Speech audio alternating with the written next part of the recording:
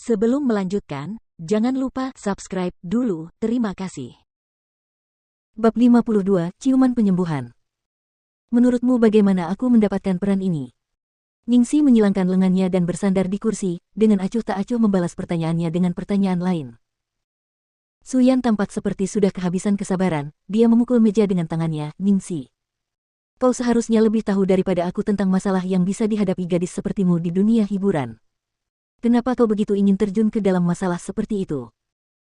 Heh, gadis sepertiku, Ningsi tersenyum, Tuan Muda Su, aku ingin tahu hubungan macam apa yang kita miliki, sampai-sampai kau menguliahiku seperti ini. Kalau saja Ningsi pada masa itu, dia pasti akan histeris setelah mendengar kata-kata itu. Saat itu, Suyan terus berkata bahwa ia berharap calon istrinya tidak akan memasuki industri hiburan. Namun, ketika menyangkut Ning Xueluo, ia sepenuhnya mendukungnya. Meski begitu, ia sebenarnya duduk di sini dan mencoba mengatur hidupnya. Xiaoxi, meskipun kita sudah putus, aku masih menganggapmu sebagai adik perempuan. Aku hanya berusaha membantumu, bisakah kau berhenti bersikap keras kepala? Ambil uang ini, putuskan kontrak dengan Starlight dan tinggalkan industri hiburan. Suyan membujuknya dengan sungguh-sungguh. Heh, apakah ini mencoba membantuku? Tatapan mata Ningsi yang malas tiba-tiba berubah dingin menusuk tulang. Ngomong-ngomong, aku punya permintaan yang bisa Tuan Muda Su bantu aku. Aku harap Tuan Muda Su bisa membantuku mengatakan yang sebenarnya kepada keluarga Ning, dan bersaksi di pengadilan bahwa Ning Xueluo membayar dua pria untuk memperkosaku. Maukah kau membantuku dengan permintaan ini? Xiaoxi, wajah Suyan berubah pucat pasi, jika aku melakukannya, maka hidup Xueluo akan berakhir, dan saat itu, Xueluo hanya dapat didakwa atas percobaan tersebut. Kau memasuki ruangan yang salah, dan orang yang berhubungan denganmu adalah orang lain. Meskipun sudah menduga jawabannya, hati Ningsi masih berdenyut sakit. Dia berbicara dengan ekspresi mengejek, jadi maksudmu, semua kesalahan yang kau lakukan saat itu sudah terhapus. Diperkosa setelah diberi obat bius adalah salahku, dan hamil dengan bajingan dan melahirkan bayi yang sudah meninggal juga salahku. Suyan mengerutkan kening, Xiaoxi, bukan itu yang kumaksud. Xueluo dan aku sudah meminta maaf padamu atas kejadian ini, dan kami sudah berusaha sebaik mungkin untuk menebus kesalahan selama bertahun-tahun. Mengapa kau tidak bisa memaafkan dan melupakannya? Ningsi meraih tasnya dan berdiri, kau benar-benar ingin aku memaafkan dan melupakan semua itu. Kembalilah dan mohon padaku lagi saat kau bisa dengan senang hati berjabat tangan dan tersenyum pada seseorang yang memperkosa dan menghamili Xueluo-mu dengan keturunannya.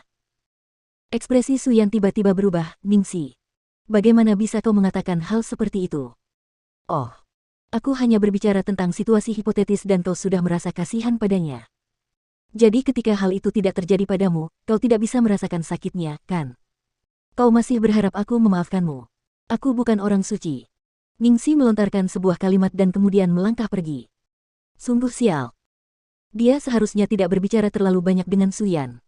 Itu sangat menjijikkan sehingga dia kehilangan selera makan malamnya malam ini. Dia harus segera pulang dan memeluk bokong kecilnya agar pulih. Ningsi baru saja berjalan menuju pintu kediaman Lu, ketika dia melihat seekor roti kecil berwarna putih dan lucu berlari ke arahnya. Tampaknya dia telah tergeletak di kursi dekat jendela dan menunggunya cukup lama. Ningsi langsung sembuh, dan seperti biasa dia memberikan ciuman super besar di pipi roti kecil. Sayang, kamu sudah makan. Aku mengirim pesan untuk memberitahumu agar tidak menungguku dan menghabiskan makan malammu. Apa kamu mendengarkanku? Roti kecil mengangguk 2 kali. Anak baik. Ningsi mencium roti kecil itu lagi sebagai hadiah. Main sendiri dulu, tante mau mandi dan ganti baju dulu. Roti kecil mengangguk. Keduanya berpegangan tangan dan berjalan menuju pintu utama. Di jendela lantai 2, melihat pemandangan di luar, wajah Lu Tingqiao menunjukkan sedikit depresi. Dia tidak pernah tahu bahwa dia adalah orang yang mudah cemburu. Dia bahkan mulai cemburu pada putranya sendiri.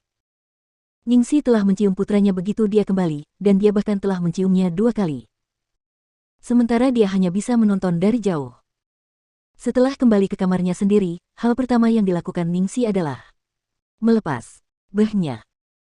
Pada hari musim panas seperti ini, mengenakan sesuatu seperti itu sungguh menyiksa, oke. Dia mengulurkan tangan ke belakang untuk membuka pengait dan hendak menarik branya. Di tengah proses menariknya, pintu di belakangnya terbuka dengan bunyi berderit. Ning, Lu Tingqiao baru saja mengucapkan satu kata ketika dia tertegun hingga menatap kosong. Tangannya masih mendorong pintu hingga terbuka, dan dia melihat pemandangan di ruangan itu dengan heran.